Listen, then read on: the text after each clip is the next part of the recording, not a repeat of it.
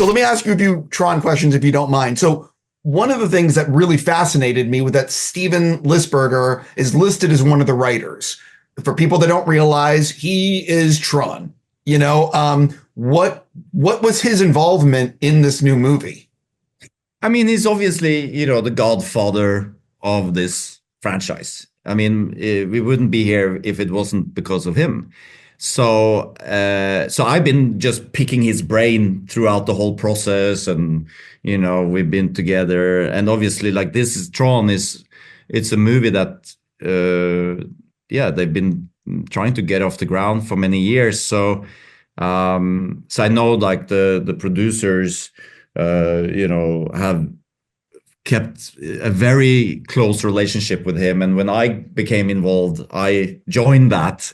And it's just fascinating. He's a colorful guy, and Yep. what he did, and what he did early 80s, like it was so the boundaries that he pushed, and nobody really understood what it was, and like I don't think he was eligible for an Oscar or something like that, because they thought that he had used too much computer, so it was cheating. So no. I'm going to tell you the craziest fucking thing. When they went up for best VFX, they lost because they said the computers did all the work. Yeah. I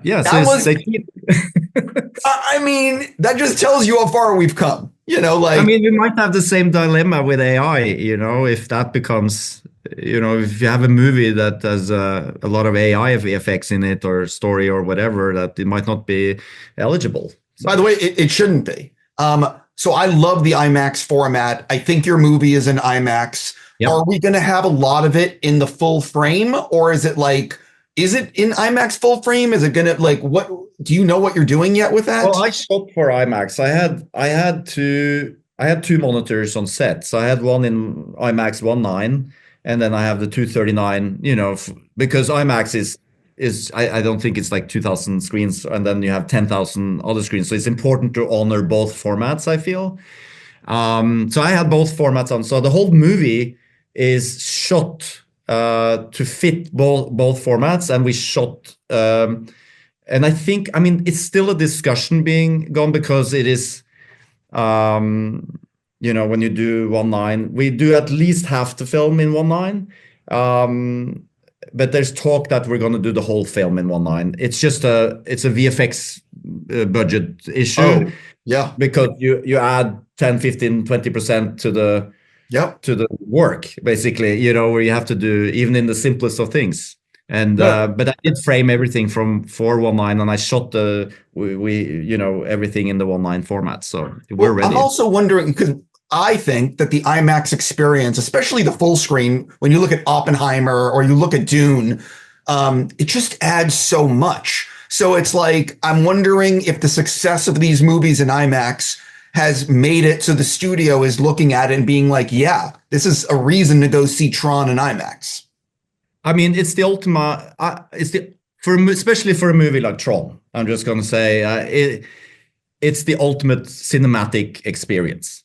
And we have, like, when you step into the grid, it lends itself to that format. I'm just like, it's amazing to look at, and the sound and everything, the Dolby Atmos and the combination, and I also think Tron is like known to be at the forefront of technology. So we are using. I can't talk that much about that, but we're on the cutting edge all the way through, which has also been a fascinating part of making this film. Can I ask, because I actually don't know, are you aiming for a 3D release with Tron? Because that's the kind of movie that could benefit from 3D. I don't know if it is or isn't, and I don't want to get you in trouble. Yeah, I don't know if it's if we are doing that. I think so. But I'm the last to know.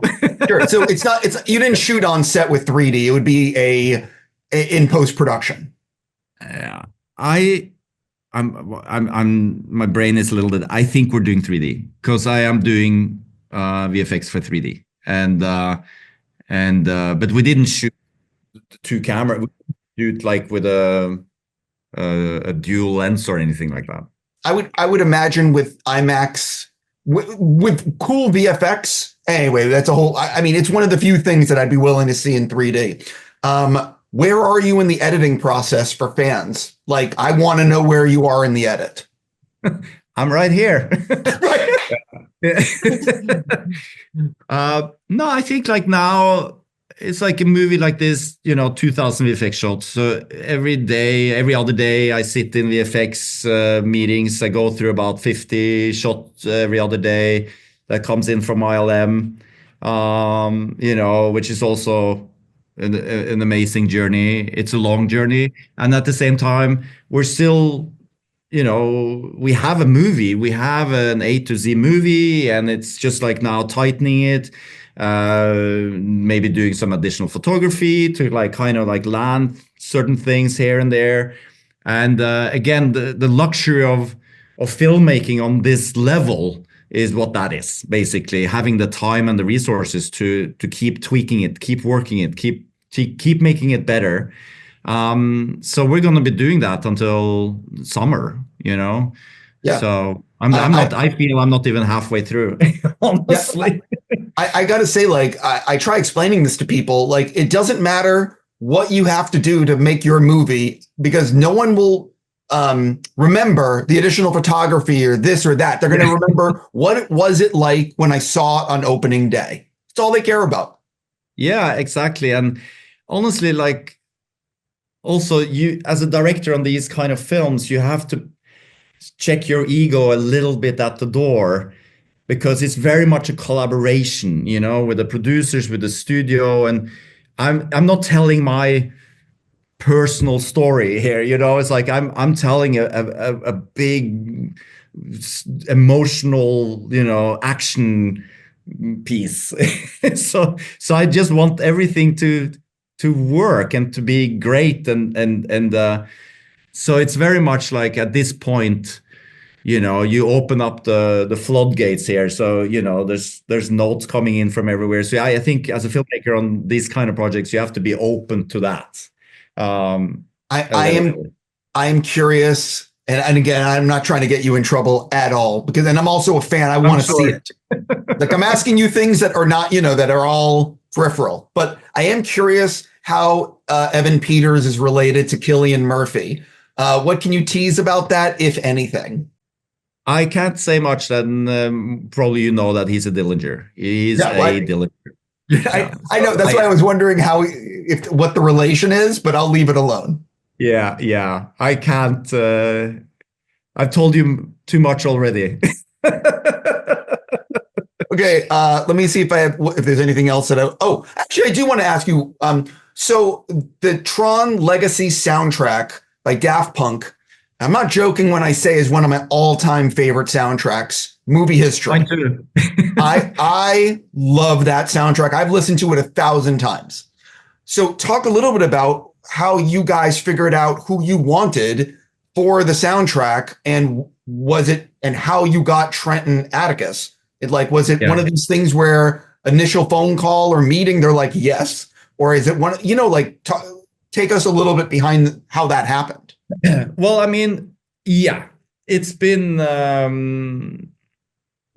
at the forefront of who's going to do the soundtrack on this one, because as you say, the legacy was so legendary. So we went through a lot of options, but I think very early on it became clear to us, also because of the story and like where we want to be. And I think probably this installment is a little bit, I don't want to say anything that can give it to, but it's like it's a little bit more industrial. I feel like that's where my mind has gone. Where Legacy is very sleek, and I love it. It's kind of like in many ways a masterpiece. Like visually, it's like you can hang any scene on the wall. It looks amazing. So this one, since we have the assets of the grid world coming into the real world and all of that stuff, And for me, it was important to change it up a little bit and make it a little grittier, maybe, and more industrial, and feel, the contrast between the digital assets and the real world, just from a visual point of view, and then so I felt Nine Inch Nails, because this is important. It's, even though it's maybe a technicality, it's Trent and Atticus, Yeah. but it's Nine Inch Nails. So they are doing this under the Nine Inch Nails banner. So that's the style that, we find very interesting for this film. And